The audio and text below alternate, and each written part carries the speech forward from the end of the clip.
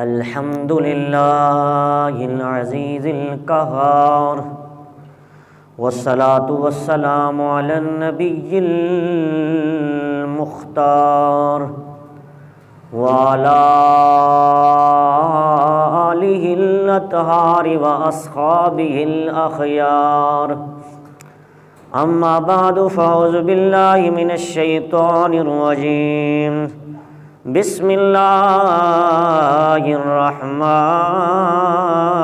الرحیم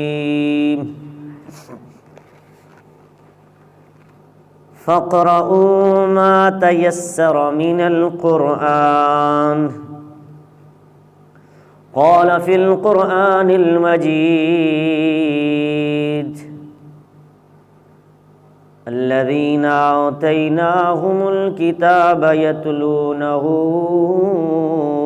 حق تلاوته أولئك يؤمنون به ومن يكفر به فأولئك هم الكافرون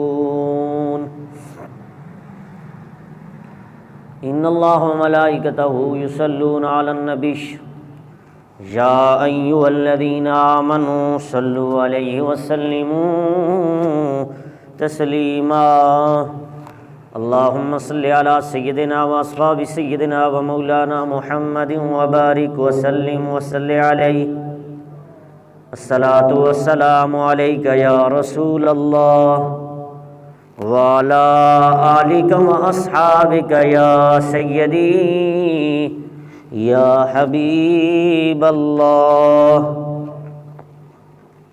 اللہ تبارک تعالی جل جلالہ وعم نوالہ وأعظم شانہ وأتم برہانہ کی حمد و ثنا اور حضور سرور کائنات مفخر موجودات جناب محمد الرسول اللہ صلی اللہ علیہ وسلم کے دربار گوہر میں ہدیہ درود و سلام عرض کرنے کے بعد نہایتی معزز سامعین و ناظرین، اللہ رب العزت کا لاکھ لاکھ شکر ہے کہ اللہ رب العزت نے جمعۃ المبارک کا مقدس دن ہم سب کو نصیب فرمایا۔ میں دعا کرتا ہوں کہ اللہ رب العزت ہم سب کو حق اور سچ سن کر اس کو قبول کرنے کی توفیق عطا فرمائے۔ حضرات محترم، جیسا کہ گزشتہ غالباً 3 جمعۃ المبارک سے ہماری نشست چل رہی ہے اِصال ثواب کے حوالے سے، تو آج ہماری جمعے کی اس نشست میں بھی ہم آپ احباب کے سامنے اِصال ثواب کی اسپیکٹ نمبر 2 اور 3 بیان کرنے کی کوشش کریں گے۔ قرآن مجید کی جو میں نے آیت کریمہ خطبے کے دوران پڑھنے کا شرف حاصل کیا، یہ سورہ مزمل پارہ نمبر 29 اور آیت نمبر 20 میں سے کچھ حصہ پڑھنے کا شرف حاصل کیا۔ اس میں اللہ رب العزت نے ارشاد فرمایا فَاقْرَؤُوا مَا تَيَسَّرَ مِنَ الْقُرْآنِ، اللہ ارشاد فرماتا ہے کہ اب قرآن میں جتنا تم پر آسان ہو اتنا پڑھو، یعنی کہ قرآن اتنا پڑھو جتنا تمہارے لیے آسان ہو۔ اور آج کی صورتحال کیا ہے؟ جہاں بھی ختم قرآن ہوتا ہے بچے مدارس سے منگوائے جاتے ہیں اور بچوں سے سختی کے طور پر کہا جاتا ہے کہ بچوں تم نے 6 سپارے پڑھنے ہیں، تم نے 3 سپارے ہر حال میں پڑھنے ہیں، جبکہ قرآن نے اس کو ریجیکٹ کیا۔ قرآن کہتا ہے کہ تم جتنا آسانی سے مجھے پڑھ سکو پڑھو، یہ نہیں کہا کہ سارا ہی پڑھنا ہے۔ اگر ایک ہی مرتبہ ایک ہی دن میں قرآن پڑھنا یہ جائز ہوتا تو میرے نبی اور تیرے نبی فرماتے، لیکن میرے نبی نے فرمایا کہ جس شخص نے بہت جلد قرآن کو پڑھ کر ختم کر دیا اس نے قرآن کی توہین کر دی، کیونکہ ایک قرآن کا امتیاز ہے، قرآن کا ایک سٹیٹس ہے، اس کی فضیلت ہے، اس کا شرف ہے کہ اس کو عام کتابوں کی طرح فوراً پڑھ کے کھول کے، یعنی کہ سارا پہلے صفحے سے لے کر الحمدللہ کی الف سے لے کر والناس کی سین تک پڑھ لیا اور سمجھا نا، تو اس پڑھنے کا کوئی فائدہ نہیں۔ اسی لیے کم از کم شریعت نے جو مقدار بیان کی ہے قرآن پڑھنے کی، وہ بعض حدیثوں کے اندر 30 دن ہے، اور بعض حدیثوں کے اندر 40 دن کا متعین لفظ کیا گیا کہ قرآن کو 40 دن میں پڑھو۔ اور میرے آقا پر جب قرآن اترا نا تو 23 سال 4 ماہ 10 دن میں اترا تھا۔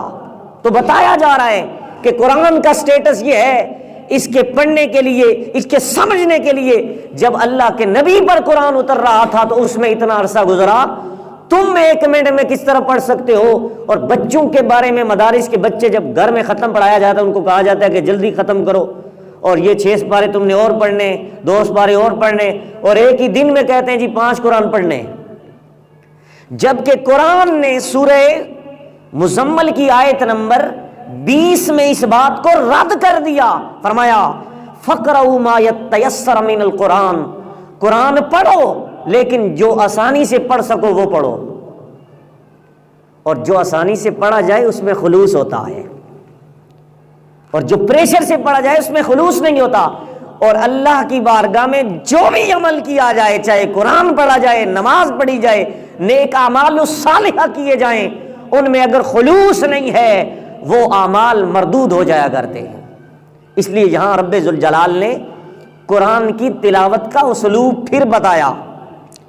آگے اللہ رب العزت قرآن مجید کی سورہ البقرہ کی آیت نمبر 121 121، اس میں اللہ تبارک و تعالیٰ ارشاد فرماتا ہے الذین آتیناہم الکتاب یتلونہ حق تلاوتہ اولئک یؤمنون بہ ومن یکفر بہ فاولئک هم الخاسرون۔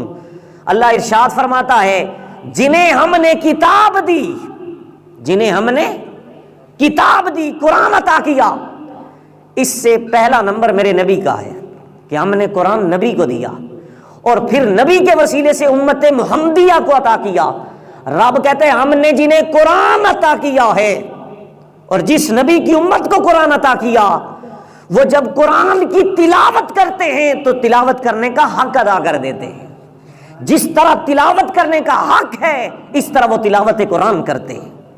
تو بتایا جا رہا ہے قرآن کے تلاوت کرنے کے احکام رب ذوالجلال قرآن میں بیان کر رہا ہے، اور رب کہتا ہے جو قرآن کی تلاوت کا انکار کرے اور قرآن کی تلاوت کو جس طرح کرنے کا حق ہے وہ اس طرح نہ کرے تو رب کہتا ہے وَمَن يَكْفُرْ بِهِ فَأُولَٰئِكَ هُمُ الْخَاسِرُونَ۔ فرمایا جو اس کے منکر ہیں، اس بات کے، جو اس بات کے منکر ہیں، یہ وہی لوگ خسارے میں ہیں، نقصان میں ہیں۔ رب کہتا ہے یہ نقصان میں ہیں جو قرآن کی تلاوت کا حق نہیں ادا کرتے۔ رب کہتا ہے ایمان والوں کی یہ نشانی ہے کہ وہ قرآن کی جب تلاوت کرتے ہیں تو قرآن کا حق ادا کر دیتے ہیں۔ آئیے ذرا آگے سنیے میرے رب ذوالجلال نے سورہ زمر کی آیت نمبر 23 میں، پارہ نمبر 23 میں، آیت نمبر بھی 23 ہے سورہ زمر میں، میرا رب اسی قرات قرآن، تلاوت قرآن کے حوالے سے 7ویں آیت اس حوالے سے بیان کر رہا ہے۔ میرا رب فرماتا ہے اللہ نزل احسن الحدیث کتابا متشابہا مثانیہ تقشعر منہ جلود الذین یخشون ربہم۔ میرا رب فرماتا ہے اللہ نے سب سے عمدہ بات اتاری ہے اس کتاب کے اندر، سب سے بہترین باتیں رب نے قرآن میں اتاری ہیں، اور یکساں کتاب جو بار بار پڑھی جانے والی کتاب ہے۔ بار بار جس کتاب کی تلاوت کی جائے، بار بار جس قرآن کو پڑھا جائے، جس کے پڑھنے سے ان لوگوں کے رونگٹے کھڑے ہو جاتے ہیں، رونگٹے ہماری زبان میں جب ہمیں سردی لگتی ہے، ہمارے جسم پر جو لو کہتے ہیں اس کو لو کھڑے ہو جاتے ہیں، یعنی کہ بندے کو سیال چڑھ جاتے ہیں، اس کو رونگٹے کہتے ہیں۔ رب کہتا ہے جب وہ قرآن کی تلاوت بار بار پڑھی جانے والی کتاب کی تلاوت کرتے ہیں تو لوگوں کے رونگٹے کھڑے ہو جاتے ہیں، پھر ایسا ماحول پیدا ہوتا ہے، وجد کی کیفیت طاری ہو جاتی ہے، رب کی طرف سے روحانیت نازل ہو جاتی ہے ان بندوں پر، پھر وہ بندے رب سے ڈرنا شروع ہو جاتے ہیں۔ کیا کرتے ہیں؟ رب سے ڈرنا شروع ہو جاتے ہیں۔ اب اس آیت میں بھی اللہ رب العزت نے فرمایا کہ ہم نے قرآن میں عمدہ اچھی باتیں نازل کی ہیں اور ایسی کتاب میں نازل کی ہیں جو کتاب بار بار پڑھی جانے والی ہے، اور جب اس قرآن کو پڑھنے والے پڑھتے ہیں تو سننے والوں کے رونگٹے کھڑے ہو جاتے ہیں۔ رب فرماتا ہے رونگٹے کھڑے ہونے سے ان کے دل میں رب کا تقوی اور رب کا خوف پیدا ہو جاتا ہے، پھر وہ رب کی تلاش میں نکل جاتے ہیں اور رب کی عبادت کرنے کے لیے نکل جاتے ہیں۔ تو اس آیت میں بھی، آیت نمبر 7 میں بھی تلاوت قرآن کے حوالے سے رب ذوالجلال نے تفصیل بیان کی۔ آئیے 8 نمبر آیت میں اللہ رب العزت نے ارشاد فرمایا، یہ سورہ بنی اسرائیل اور سورہ اسراء بھی اس کو کہا جاتا ہے، 15ویں پارے کے اندر آیت نمبر 82 اور یہ پارہ نمبر 15 ہے۔ اس میں اللہ رب العزت نے پھر فرمایا وَنُنَزِّلُ مِنَ الْقُرْآنِ مَا هُوَ شِفَاءٌ وَرَحْمَةٌ لِّلْمُؤْمِنِينَ وَلَا يَزِيدُ الظَّالِمِينَ إِلَّا خَسَارًا۔ میرا رب فرماتا ہے ہم قرآن میں اتارتے ہیں وہ چیز جو ایمان والوں کے لیے شفا ہے۔ کیا ہے؟ شفا ہے۔ اب لفظ یہاں پر آیا شفا، شین کے نیچے زیر ہے، اس کا معنی ہے بیماریوں سے نکل جانا۔ اگر بندہ بیمار ہو روحانی طور پر یا جسمانی طور پر، یہ قرآن اتنی صلاحیت رکھتا ہے، اس قرآن کی برکت سے رب روحانی بیماریوں کا علاج بھی کرتا ہے، جسمانی بیماریوں کا علاج بھی کرتا ہے۔ تو شفا کا معنی بیماریوں سے نکل جانا، بیماری جسم سے نکل جائے تو شفا شین کی زبر کے نیچے، شین کے نیچے زیر سے شفا ہوتا ہے، لیکن اس شفا کا معنی ہے بیماریوں سے دور نکل جانا۔ لیکن دوسرے مقام پر میرا رب سورہ آل عمران آیت نمبر 179 میرے رب ذوالجلال کا قرآن کہتا ہے وَكُنْتُمْ عَلَى شَفَا، شین کے اوپر زبر آئی، یہاں شین کے نیچے زیر ہے، رب کہتا ہے وَكُنْتُمْ عَلَى شَفَا حُفْرَةٍ مِّنَ النَّارِ، رب کہتا ہے تم جہنم کے اندر پہنچ چکے تھے، قریب پہنچ چکے تھے، میرے نبی نے تمہیں پیچھے سے پش سے پکڑ کر بچایا ہے۔ کیا کیا ہے؟ بچایا ہے۔ جہنم کے اندر گرنے کو شفا کہتے ہیں، ایک ہم اکثر لفظ بولتے ہیں وہ آپ کو شفا ہو گئی ہے، تو یہ شفا کا لفظ غلط ہے، اس کا معنی یہ ہے جہنم میں جانا، جہنم میں گر جانا، اور شفا کا معنی ہے بیماری سے شفا پا جانا، نجات پا جانا، عافیت پا جانا۔ یہ لفظ اس لیے بتانا مقصود تھا، لفظ شفا ہے، کیا ہے؟ شین کے نیچے زیر، اور اگر شین کے اوپر زبر پڑیں گے تو اس کا معنی یہ ہوگا جہنم میں گرنا۔ ہم کسی کو کہیں آپ کو شفا ہو گئی، یعنی آپ جہنم میں گر گئے، شفا ہو گئی، تو یہ لفظ اس کے لیے ٹھیک ہوگا یا یہ لفظ ٹھیک ہوگا کہ آپ کو شفا ہو گئی، شفا، بیماری سے آپ کو اللہ نے نجات عطا فرما دی۔ تو اب یہاں پر اس آیت میں اللہ رب العزت ارشاد فرماتا ہے ہم نے قرآن میں اتارے ہیں اور وہ چیزیں اتاری ہیں جو تمہارے لیے شفا ہیں، اور کن کے لیے شفا ہیں؟ جو ایمان والے ہیں۔ کون؟ ایمان والوں کے لیے شفا ہے۔ اور رب فرماتا ہے وَلَا يَزِيدُ الظَّالِمِينَ إِلَّا خَسَارًا، لیکن جو ظالم ہے نا، ظالم ظلم کرنے والے، ان کے لیے یہ قرآن بیماری پیدا کرتا ہے۔ کیا پیدا کرتا ہے؟ مومنوں کے لیے اور مظالم اور جو مظلوم ہیں ان کے لیے تو شفا ہے، لیکن قرآن کہتا ہے جو ظالم ہے ان کے لیے بیماری ہے۔ اس کے دو اثر ہیں، سائیڈ ایفیکٹ بھی ہے اس قرآن کے۔ قرآن نے سورہ بقرہ کی آیت نمبر 126 میں بیان کیا، فرمایا یضل بہ کثیرا ویہدی بہ کثیرا۔ بعض قرآن پڑھنے والے جب قرآن پڑھتے ہیں تو گمراہ ہو کے جہنم میں چلے جاتے ہیں، بھٹک جاتے ہیں، اور بعض قرآن کی تلاوت کرنے والے ایسے ہیں جنہیں اللہ قرآن پڑھنے سے ہدایت عطا فرماتا ہے اور جنت کا ایندھن بن جاتے ہیں۔ کوئی جہنم کا ایندھن بنتا ہے، کوئی جنت کا ایندھن بنتا ہے۔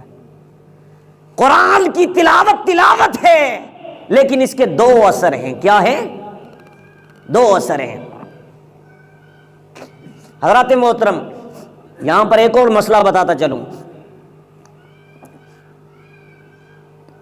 اگر نیت پہ فرق ہے، اگر آپ کی نیت میں فرق آ گیا تب بھی اس کے سائیڈ ایفیکٹ بھی ہیں اور شفا بھی ہے۔ مثال کے طور پر ہماری عورتوں کے ساتھ ایک قدرتی طور پر اللہ نے ایک بیماری لگائی جو ہر مہینے میں ان کے اندر موجود ہوتی ہے۔ قرآن کے اندر وَيَسْأَلُونَكَ عَنِ الْحَیض کے لفظ موجود ہیں۔ تو وہ جو حیض کی بیماری ہے، اس بیماری میں عورتیں قرآن نہیں پڑھ سکتی، عورتیں قرآن نہیں پڑھ سکتی، لیکن اگر قرآن کی سورہ فاتحہ کو بطور وظیفہ پڑھیں گی، زبانی قرآن کو چھونے کے بغیر، نیت وظیفے کی ہوگی تو فائدہ ہوگا، شفا ہوگی، اور اگر بطور قرآن کی رات قرآن سورہ فاتحہ کو پڑھیں گی تو گناہ ہوگا۔ اگر نیت میں یہ ہے کہ وظیفہ کر رہی ہیں سورہ فاتحہ کا تو یہ جائز ہے، اور اگر وہی عورت اسی حالت میں اگر قرآن کی سورہ فاتحہ کو قرات سمجھ کے قرات کی نیت سے پڑھے گی تو یہ قرآن پڑھنا اس کے لیے حرام ہے۔ کیا ہے؟ حرام ہے۔ یہ ایک طرہ امتیاز قرآن نے بیان کیا۔ تو یہ مسائل بھی آپ کو بتا دیا کہ یہ مسئلہ بھی آپ اپنے گھر میں جن کے ساتھ آپ کا تعلق ہے، روابط ہیں، ان کے سامنے یہ مسئلہ رکھا جائے تاکہ وہ قرآن کی تلاوت کی نیت سے وہ قرآن نہ پڑھیں اس حالت میں۔ اگر وظیفے کی صورت میں کوئی اگر وظیفہ پڑھتی ہیں تو وہ زبانی پڑھ سکتی ہیں۔ یہاں پر اللہ تبارک تعالیٰ نے قرآن کے بارے میں فرمایا کہ ہم نے قرآن مومنوں کے لیے شفا بنا دیا۔ کس کے لیے؟ بخاری شریف کے اندر 3 مقام پر یہ حدیث موجود ہے کہ میرے نبی نے 40 صحابہ کرام کا، کتنے؟ 40 صحابہ کرام کو کسی علاقے میں تبلیغ کرنے کے لیے، کفار کے علاقے میں تبلیغ کرنے کے لیے بھیجا۔ اب میں قرآن کی شفا بتا رہا ہوں۔ 40 افراد تھے، ایک دستہ تھا، اور ان 40 کا جو امیر جس کو بنایا تھا ان کا نام تھا حضرت سعید بن خدری رضی اللہ تعالیٰ عنہ۔ اور بخاری کے اندر 3 مقام پر یہ حدیث موجود ہے۔ حدیث کیا ہے سنیے۔ اس حدیث میں بڑا ہی لطیف نقطہ آپ سمجھیں گے۔ میرے نبی علیہ الصلوۃ والسلام نے حضرت سعید بن خدری رضی اللہ تعالیٰ عنہ کو اس جماعت کا امیر بنا کر بھیجا، لیکن سارے عالم تھے۔ کیا تھے؟ عالم تھے، اس لیے کہ غیر عالم کا بیان سننا حرام ہے۔ آج گلی گلی میں لوگ نکلے ہوئے ہیں تبلیغ کے لیے، دین کی دعوت کے لیے، لیکن انہیں وضو کے استنجے کا نہیں پتا، اور گرمی میں استنجا کیسے کیا جاتا ہے، یہ سردی میں کیسے کیا، 2 استنجے کے طریقے ہیں۔ گرمی میں اور طرح کا استنجا ہوتا ہے، سردی میں اور طرح کا استنجا، جن کو بنیادی طہارت کے مبادیات کا پتہ نہیں ہے، وہ کیا آپ کو دین سکھائیں گے اور دین کی باتیں سکھائیں گے؟ تو اس دور کے صحابہ کرام جو تھے وہ علم رکھنے والے علماء تھے، صحابہ کرام تھے، اجل صحابہ کرام تھے۔ تو 40 افراد کا دستہ، ایک جماعت میرے نبی نے تیار کی جو کفار کو تبلیغ کرنے کے لیے، مسلمانوں کو نہیں۔ یہ ذہن میں رکھیں، کافروں کو تبلیغ کرنی چاہیے، مسلمانوں کو تبلیغ کی ضرورت نہیں۔ اس دور میں، اس دور میں بھی صحابہ کرام کی ایک جماعت کفار کے لیے میرے نبی نے بھیجی کہ ان کو جا کر تبلیغ کرو، اسلام کی دعوت دو۔ تو حضرت سعید بن خدری رضی اللہ تعالیٰ عنہ اس کے امیر تھے۔ وہاں جب اس علاقے میں پہنچے تو یہاں انہوں نے وہاں شامیانے وغیرہ لگا دیے۔ بخاری کے اندر 3 مقام پر حدیث موجود ہے، اور وہاں شامیانے لگا کر وہ رہائش پذیر ہوئے۔ تو جس علاقے میں وہ گئے تو وہاں پر کھانے کا وقت آ گیا، دوپہر کے کھانے کا وقت۔ ان لوگوں سے مانگا تو وہ اتنے کنجوس لوگ کہ انہوں نے کھانا تک نہ دیا، انہیں پینے کے لیے نہ دیا، کوئی خدمت خاطر نہ کی۔ رات کا وقت آ گیا، رات کے کھانے کے وقت سے پہلے اس محلے کا جو سب سے بڑا چودھری تھا، جس کو MNA کہتے ہیں، یہ لفظ چودھری کسی چودھری قوم کے لیے عربی کی لغت کے اندر اور اردو کی کتابوں کے اندر جو بولا جاتا ہے، یہ نہ کہ کسی چودھری کو ہم اٹیک کر رہے ہوتے ہیں، اس چودھری سے مراد جو بڑا بندہ ہوتا ہے۔ یہ بھی آج کل کے چودھری صاحب کی حوصلہ افزائی ہے، بڑے بندے کے لیے یہ لفظ یوز ہوتا ہے اردو میں۔ اس وقت کا محلے کا جو چیئرمین تھا، MNA تھا، MPA تھا حضور علیہ السلام کے دور میں، جس علاقے میں صحابہ کرام تبلیغ کرنے کے لیے گئے، اس کو سانپ نے کاٹ دیا، ڈنگ مار دیا۔ بعض روایت میں بخاری کے اندر ہی بچھو کے بارے میں آتا ہے کہ بچھو نے ڈنگ مار دیا۔ 2 روایتیں، یا تو سانپ نے یا بچھو نے۔ تو اب وہ مرنے کے قابل ہو گیا، زہر نے اتنا اثر کیا۔ اب وہ سارے اس کے جو نیچے اس کو ووٹ دینے والے لوگ تھے، اس کی رعایا جو تھی، محلے والے لوگ، گاؤں علاقے والے، بڑے پریشان ہو گئے۔ انہوں نے کہا یہ تو مرنے کے قابل، بڑا علاج کیا انہوں نے، لیکن آزمائش تھی نا اللہ کی طرف سے۔ اللہ میرے مصطفیٰ کریم کے غلاموں، ان لوگوں کو رب ذوالجلال نے آزمائش میں ڈال دیا۔ بخاری کی حدیث، ان کے ذہن میں یہ بات ڈال دی، جن لوگوں کو دن کے وقت تم نے کھانا نہ دیا، وہ اللہ والے لوگ، نبی کی طرف سے بھیجے ہوئے رب کا پیغام دینے والے لوگ، وہ شامیانے کے اندر موجود، نہ انہیں کسی نے پانی کا پوچھا، نہ کھانے کا پوچھا، وہ پیاسے بھوکے لوگ، وہ اللہ کے نیک لوگ ہیں، پیارے لوگ ہیں۔ ہم ایسا نہ کریں، ان بندوں کے پاس جائیں اور انہیں کہیں کہ تم اللہ کے پیارے بندے ہو، تم نبی کی بھیجی ہوئی جماعت ہو، تم ہمارے چیئرمین MNA کا آ کر علاج کر دو۔ کیا کر دو؟ علاج کر دو۔ بخاری کے اندر حدیث موجود ہے، وہ صحابہ کرام تھے، وہ بھی بڑے نبی کے شاگرد تھے نا۔ کس کے شاگرد تھے؟ میرے نبی کے شاگرد تھے۔ انہوں نے ڈیمانڈ کی، کیا کی؟ آج اگر مولوی کوئی تقریر کرنے کے لیے جاتا ہے نا، لوگ او جی مولوی صاحب آپ نے اتنے پیسے کیوں مانگ لیے؟ اب سننا، جماعت صحابہ نے اس وقت 1400 سال پہلے کتنی ڈیمانڈ کی تھی، اور کام کتنا کیا، کتنی آیتیں پڑھی، کیا کیا؟ تو آج لوگ یہ کہتے ہیں بھائی مولوی اتنے پیسے مانگتے ہیں تقریر کے، خطاب کے۔ اب میں آگے پیچھے جاتا ہوں پورے پاکستان میں، میڈیا پہ جاتا ہوں، TV چینل پہ جاتا ہوں، میں جاتا ہوں، لیکن میں نے ڈیمانڈ نہیں کی، میں اپنی بات نہیں کر رہا، لیکن اگر کوئی کر لے تو یہ بھی ثابت ہے۔ کیا ہے؟ ثابت ہے۔ اب اس حدیث سے سنیے، بخاری، قرآن کے بعد سب سے معتبر کتاب بخاری سے حوالہ پیش کر رہا ہوں۔ جماعت صحابہ میں سب سے پڑھا لکھا بندہ جو تھا وہ امیر حضرت سعید بن خدری تھے۔ جس وقت یہ بندے گئے نا اس چیئرمین کی طرف سے، محلے والا جس کو ڈنگ سانپ نے ڈس لیا تھا کہ ہمارا بندہ مرنے کے قابل ہے، کوئی علاج کر دیں آپ آگے،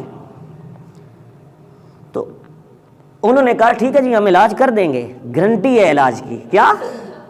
ہائے ہائے، یہ نبی کے سکھائے ہوئے صحابہ تھے، گارنٹی دے رہے ہیں کہ ہم گارنٹی سے علاج کریں گے، اللہ شفا عطا کر دے گا، لیکن ہماری کچھ ڈیمانڈز ہیں۔ کیا ہے؟ ڈیمانڈز ہیں، کچھ تحفظات ہیں۔ کہا کیا تحفظات ہیں؟ آپ جو مرضی مانگو گے، ہمارا بندہ مرنے کے قابل ہو چکا ہے، تو اس لیے آپ جو بھی طلب کرو گے ہم دیں گے، اگر سونا مانگو گے تب دیں گے، لڑکیوں سے شادی کرنا چاہو تو ہم تمہاری شادیاں کروا دیں گے۔ کہا نہیں، ہم نبی کے غلام ہیں۔ کہا ہماری ڈیمانڈ یہ ہے، ان 40 بندوں کے کھانے کا اہتمام کرو۔ کیا کرو؟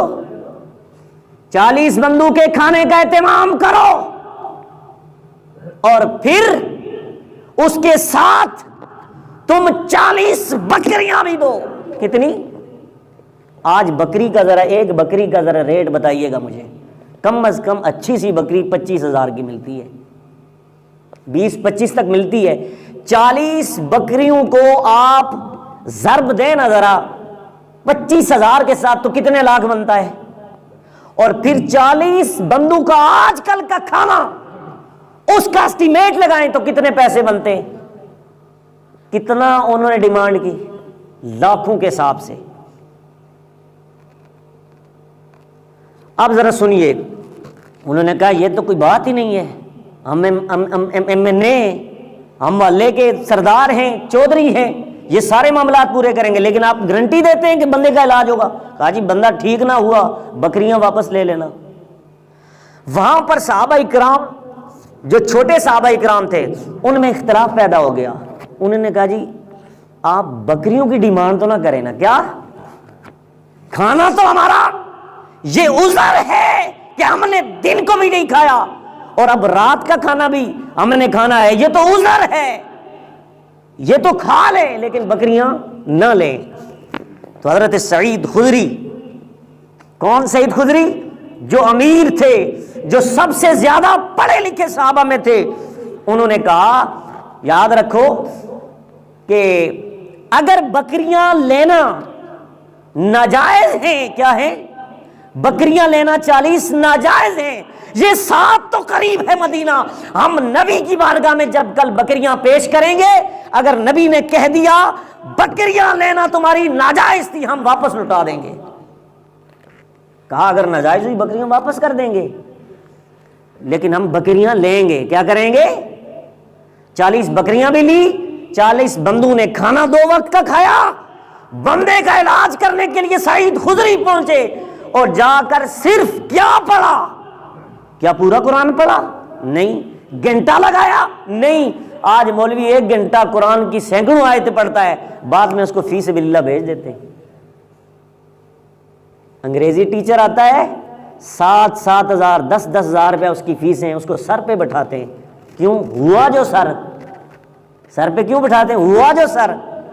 اور یہ بندہ جو تمہیں جنتی اعمال بتاتا ہے، جنت کی تگ و دو میں لگا رہتا ہے کہ تمہارے بچے جہنم میں نہ چلے جائیں، تم خود جہنم میں نہ چلے جاؤ، جس نے اللہ اور اس کے رسول کا پتہ بتایا، اس مولوی کی یہ حیثیت ہے کہ آج اسے ایک چائے کا کپ کوئی پوچھنے کے لیے تیار نہیں۔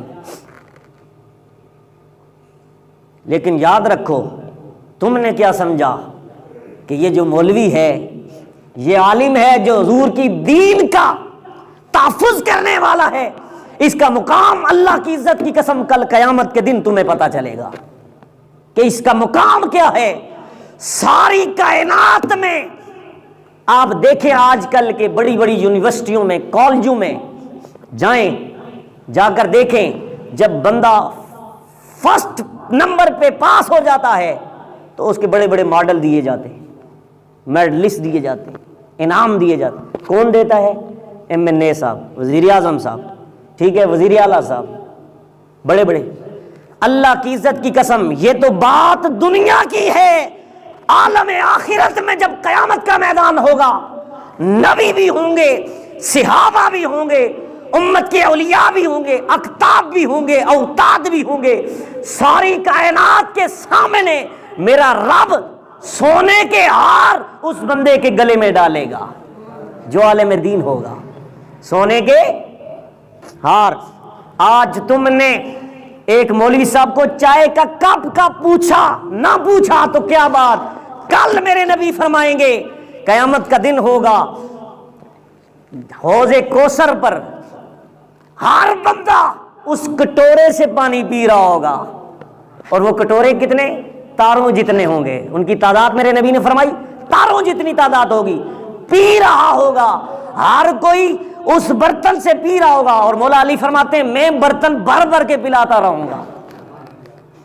لیکن جب بات آئے گی علماء کی، جب بات آئے گی قاری قرآن کی، حفاظ کی، میرے نبی کے دین والوں کی، پھر نبی کہیں گے پیچھے ہٹ جاؤ، علی آپ بھی پیچھے ہٹ جاؤ، برتن بھی پیچھے کر دو، کٹورے بھی پیچھے کر دو۔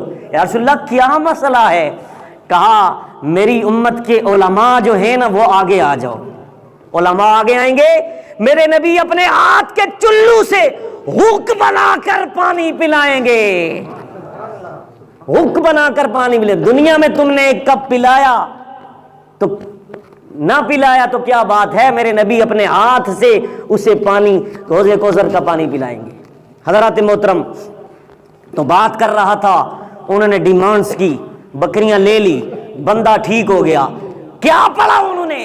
جس سے بندہ ٹھیک ہوا صرف سورہ فاتحہ پڑھی۔ کیا پڑھی؟ 7 آیات پڑھی سورہ فاتحہ کی، اور اسی فاتحہ کے بارے میں میرے نبی نے فرمایا تھا موت کے علاوہ ہر بیماری کی شفا ہے اس کے اندر۔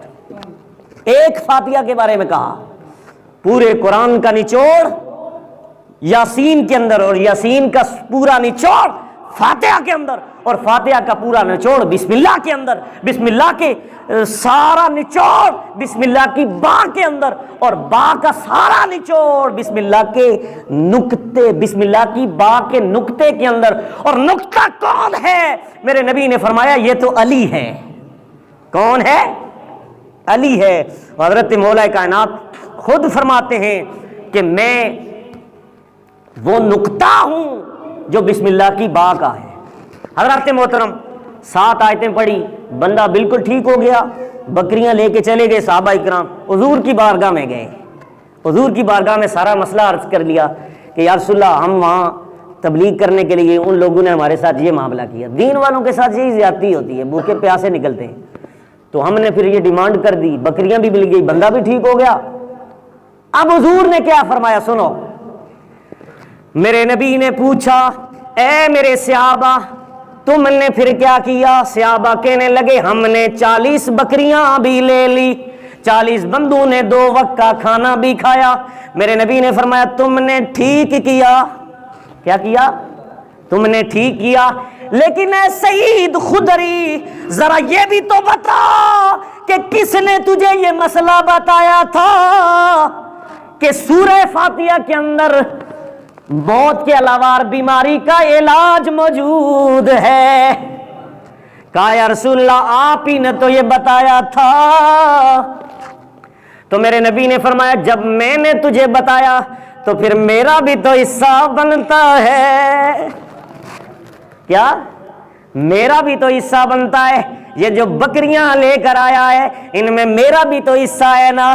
اللہ کی عزت کی قسم یہ میرے نبی کا عمل بتا رہا ہے کہ میرے نبی بھی یہ کام امت کی سنت کے طور پر رکھنا چاہتے تھے۔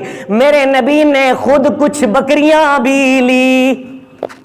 حضرات محترم، یہ قرآن ہے، قرآن نے سورہ بنی اسرائیل کی آیت نمبر 82 میں اسی مضمون کو بیان کیا، فرمایا وَنُنَزِّلُ مِنَ الْقُرْآنِ مَا هُوَ شِفَاءٌ وَرَحْمَةٌ لِّلْمُؤْمِنِينَ۔ یہ قرآن شفا بھی ہے، رحمت بھی ہے، لیکن مومنین کے لیے۔ کس کے لیے؟ وَلَا يَزِيدُ الظَّالِمِينَ إِلَّا خَسَارًا۔ لیکن جو ظلم کرنے والے ہیں ان کو یہ تکلیف دیتا ہے۔ اس کے دو اس کا فائدہ بھی ہے، سائیڈ ایفیکٹ بھی ہیں قرآن کی تلاوت کے۔ تو اس لیے سنو، قرآن جو پڑھتے ہیں کہتے ہیں جی قرآن پڑھنے سے بھی فائدہ نہیں ہو رہا۔ میں نے کہا تم کتنا ظلم کر بیٹھا ہے، نہ تو نے نماز پڑھی، نہ تم نے پڑوسی کے حقوق سمجھے، تو نے اپنے بھائیوں کا حق مارا، بہنوں کا حق مارا۔ اتنا ظلم کرنے کے باوجود جتنے بھی تو ختم پڑھائے، جتنی بھی تلاوت قرآن کرے، تجھے فائدہ نہیں ہوگا۔ کیوں؟ تیرے اس بیماری میں، اس بیماری کے اندر زیادہ ہو سکتی ہے یہ بیماری اور اس میں زیادتی تو ہو سکتی ہے، شفا قریب نہیں آ سکتی، کیوں قرآن کہتا ہے وَلَا يَزِيدُ الظَّالِمِينَ إِلَّا خَسَارًا، ظلم والوں کے لیے یہ قرآن جو ہے بیماری بن جایا کرتا ہے۔ حضرات محترم، یہ قرآن کی 8 نمبر آیت ہم تلاوت قرآن کی روح سے بیان کر رہے تھے۔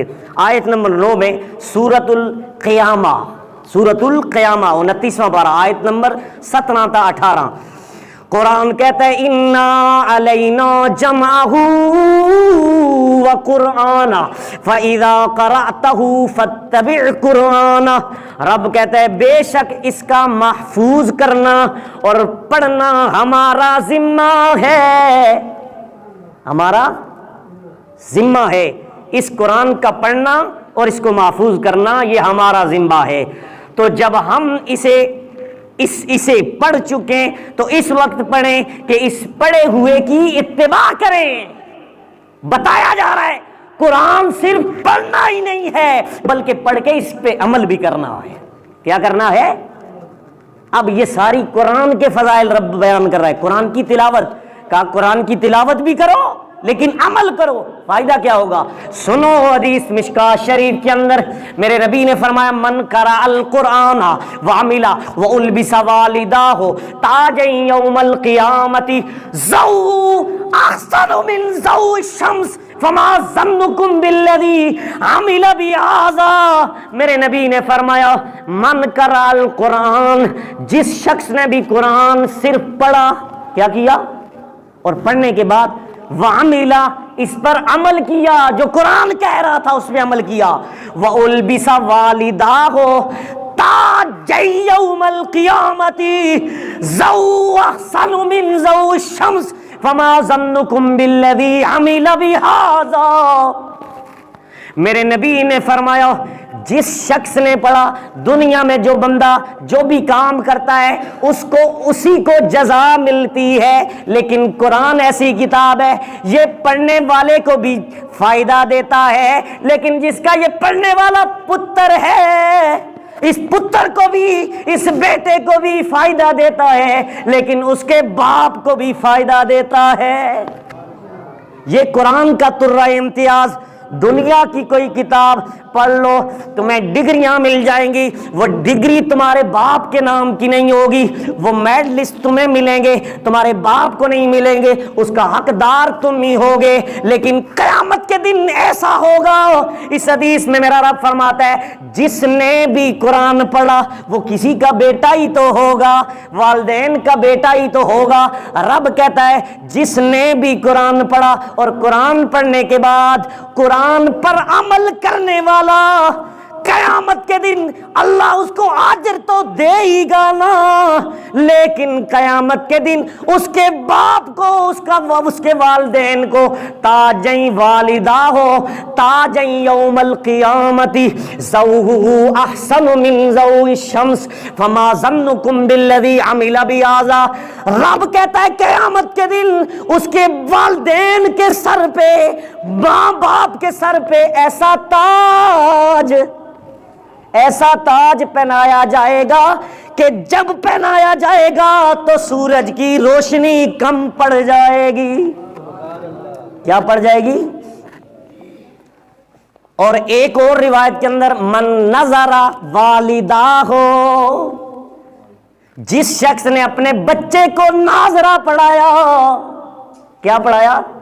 صرف ناظرہ پڑھایا۔ حفظ کی بڑی بات ہے، کیونکہ حفظ کرنے والے بچے کے بارے میں میرے نبی نے فرمایا جس بچے نے حفظ کر لیا، تلاوت قرآن کرتے کرتے قرآن کو حفظ کر لیا، کل قیامت کے دن 10 بندے جن پر جہنم واجب ہو جائے گی، اللہ کہے گا اے بچے جا تیرے خاندان کے 10 جہنمی جن پر جہنم واجب ہو چکی ہے، جا جا ایک ایک کو پکڑ کے جنت میں لے جا۔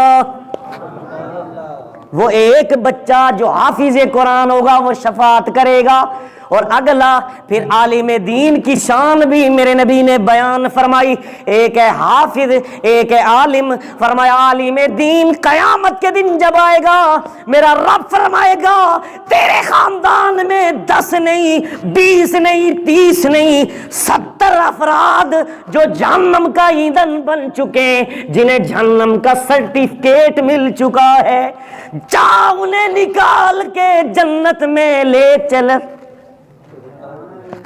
انہیں جنت میں لے جا۔ یہ سٹیٹس ہے علماء کرام کا، قرآن والوں کا۔ لیکن میں بات کیا بیان کر رہا تھا جہاں سے یہ نقطہ اٹھایا تھا؟ ناظرہ جس نے پڑھایا، فرمایا جس شخص نے ناظرہ پڑھایا اپنے بچوں کو، صرف ناظرہ پڑھانے کی وجہ سے باپ کی کاوش تھی، کوشش تھی، ہر وقت بچوں کو ڈانٹتا رہتا تھا کہ بچوں قرآن پڑھ لو، صرف اتنی محنت کی وجہ سے میرے نبی نے فرمایا اللہ پاک اس والدین کے، اس ماں باپ کے گناہ اس طرح گناہوں سے اسے پاک کر دے گا جس طرح ابھی اس کی ماں نے اسے جنا ہے، اس طرح گناہوں سے غفر لہ ما تقدم من ذنبک کے لفظ موجود ہیں۔ حضرات محترم، یہ تو تلاوت قرآن کے فضائل جو بیان کیے ہیں، قرآن نے وہ بیان کیے ہیں، لیکن ٹائم میرے خیال میں ہو چکا، ذرا گھڑی میں دیکھیے گا، ہو چکا ہے، اس لیے نیکسٹ جمعۃ المبارک ہم انشاءاللہ 10ویں آیت تلاوت قرآن کے حوالے سے، پھر اس کے بعد تیسرا اسپیکٹ اصال ثواب کا، دعا جو ہم اصال ثواب کی مجالس میں کرتے ہیں، وہ انشاءاللہ تیسرا اسپیکٹ ہوگا۔